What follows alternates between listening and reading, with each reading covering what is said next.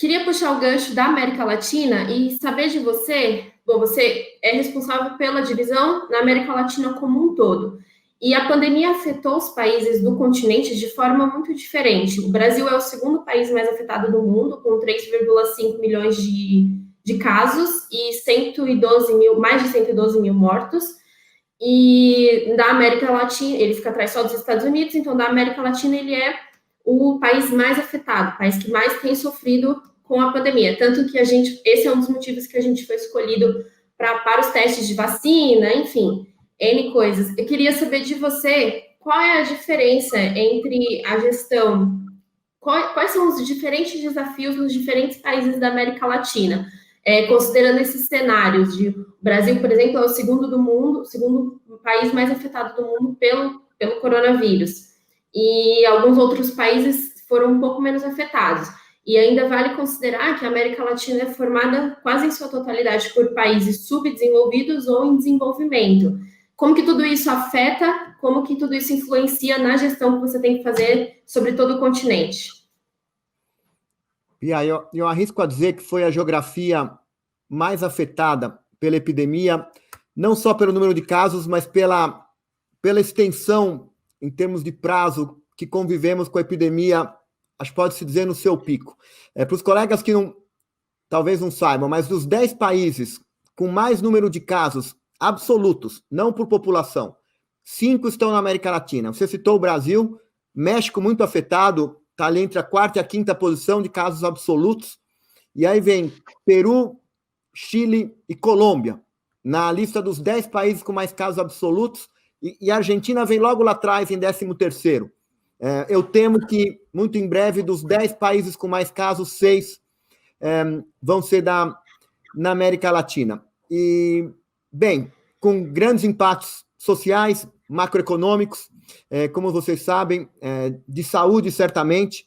E nós temos procurado, eu acredito muito que uma indústria farmacêutica, ela não é uma indústria de vender caixinha de remédio, mas ela tem um papel ativo em trazer soluções para a saúde. E nós temos nos engajado muito em todos esses países, no mundo inteiro, Bia, mas falando um pouco da Latam, de uma maneira muito ativa, muito além de comercializar, desenvolver e vender aquele medicamento específico. Por exemplo, nós pegamos todo o pipeline da companhia de produtos no mercado e fora, e começamos a avaliar, existe algum tipo de ação desses medicamentos no paciente com Covid? Temos mais de 100 estudos clínicos em andamento, muitos na América Latina. Fizemos doações humanitárias. No Brasil, doamos 5,7 milhões de reais, e doações também em toda a América Latina, engajamento do nosso time científico para colaborar. Enfim, uma situação que afeta muito a nossa região, não há dúvida disso, e a empresa entende que tem um papel muito ativo em contribuir, né, para passarmos por essa situação da melhor maneira. E eu vou seguir aqui nas perguntas, que tem mais uma pergunta muito boa, que é do Rodrigo Custódio. Ele mandou assim, ó: antes da pandemia, as organizações já se preocupavam e estavam investindo em transformação digital. A pandemia acelerou esse processo. Como a Bayer repriorizou o roadmap dessa transformação no Covid? Isso é uma questão bem discutida também, porque a gente costuma brincar, a gente costuma falar que a pandemia acelerou o futuro, porque essa indicação, essa direção ao digital já era uma coisa que era prevista de acontecer. A gente está caminhando, a gente é um mundo cada vez mais digital. Hoje a gente faz compra pela internet, dificilmente você vai numa agência bancária, você consegue resolver quase tudo de um banco só pelo seu celular. Então, nosso mundo hoje é muito mais digital do que há uma década atrás. E a gente tem visto muitos comentários e muitos especialistas falando que a pandemia acelerou esse processo, porque obrigou todo mundo a transformar tudo no mais digital possível. A gente manteve no presencial só as coisas muito necessárias, que não tinha como mudar. Por exemplo, a produção de remédios, de alimentos, o atendimento de médicos, enfim. E aí, essa pergunta do Rodrigo entra nesse meio. Como que a Bayer repriorizou o modelo, a estratégia dela, nesse processo de já estava andando para o digital e agora a gente foi obrigado a entrar no digital quase que 100%. Verdade, Rodrigo. É uma ótima pergunta e tua reflexão, Bia, também é muito relevante. Foi uma aceleração, foi uma mudança de paradigma muito rápido, mas nós já visualizávamos essa tendência há algum tempo. Por exemplo, algo que é muito básico na indústria farmacêutica, a troca de informação científica com nossos clientes. E é uma pergunta muito interessante da indústria farmacêutica. Quem são seus clientes? É um médico? É um enfermeiro?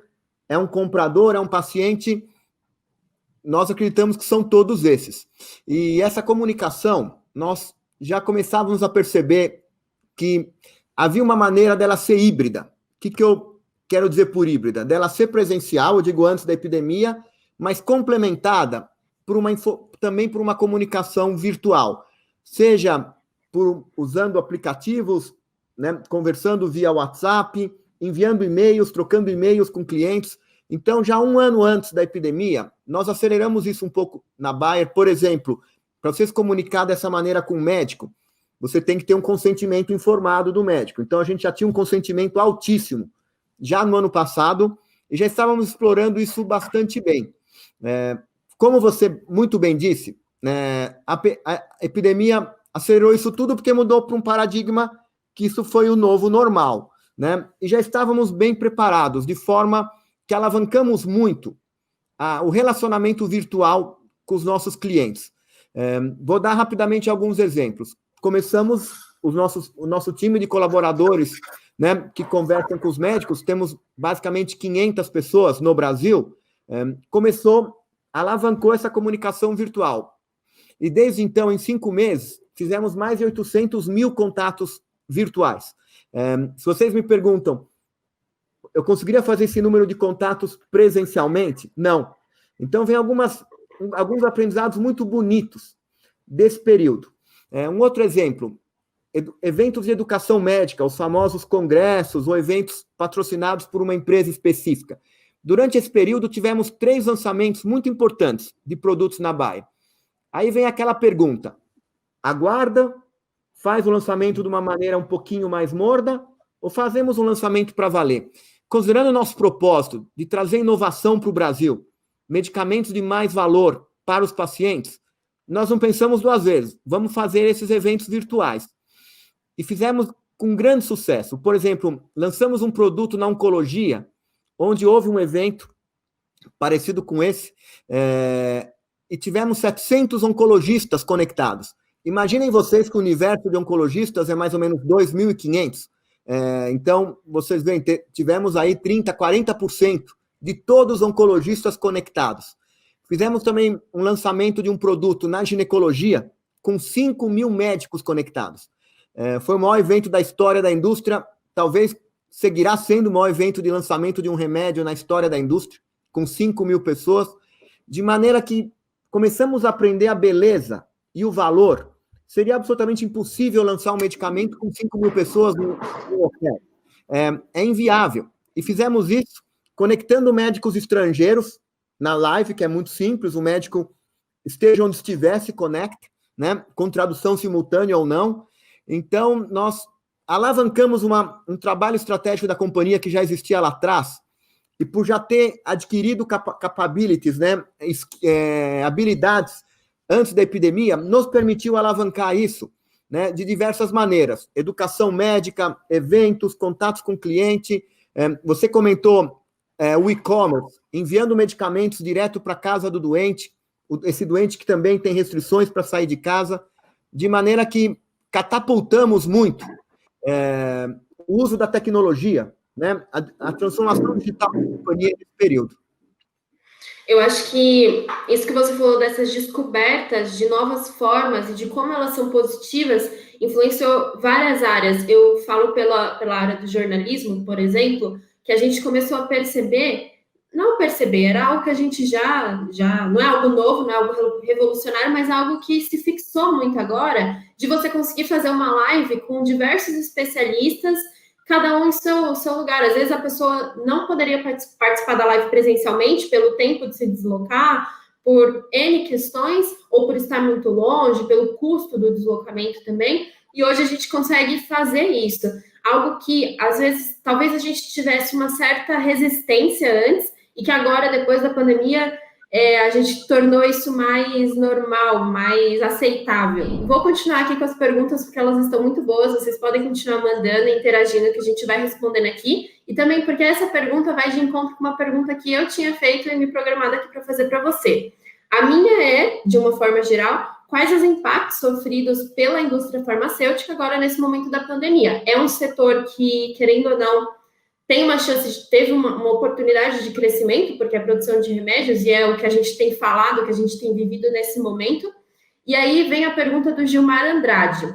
Ele perguntou assim: em relação à economia, com a alta do dólar e a queda no consumo, e possivelmente uma mudança de hábito dos consumidores brasileiros, e não só brasileiros, mas, enfim, do mundo todo, uma mudança de hábito em geral, como a Bayer pretende lidar com esses aspectos? E aí ele emenda essa pergunta em mais dois pontos. O quanto essa crise está afetando a indústria farmacêutica, que foi o que eu comentei também, e como que a Bayer vai atuar nesse cenário. Então, esse mix das minhas questões com as deles, mas no geral é isso. Como que a pandemia afeta a indústria farmacêutica, tem afetado, tem tido um crescimento, não tem? E como a Bayer está lidando, pretende lidar com isso?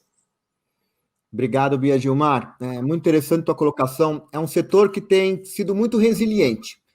O mercado farmacêutico brasileiro, pegando dados aí até o mês de junho, cresce 2 dígitos.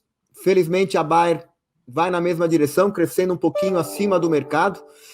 Então, muito resiliente por uma questão bastante básica que você mesmo e a Bia citaram, né? Saúde, bem-estar, medicamento, né? As pessoas têm continuar o tratamento de suas patologias, né? Novos diagnósticos têm que ser feitos. Então, considerando o contexto macroeconômico do país, é um setor que foi muito resiliente, né? Tem se comportado bastante bem. Lógico, se você faz uma fragmentação, produtos com algum impacto na patologia COVID-19 versus aqueles com menos impacto, medicamentos que requerem um procedimento eletivo, né? Um contato físico do paciente com o médico, por exemplo, aplicações injetáveis, sofrem um pouco mais do que alguns outros tipos de produto. Então, se você faz um desmembramento, há, né, subsetores que sofrem mais que outros, mas de maneira geral, um setor muito resiliente.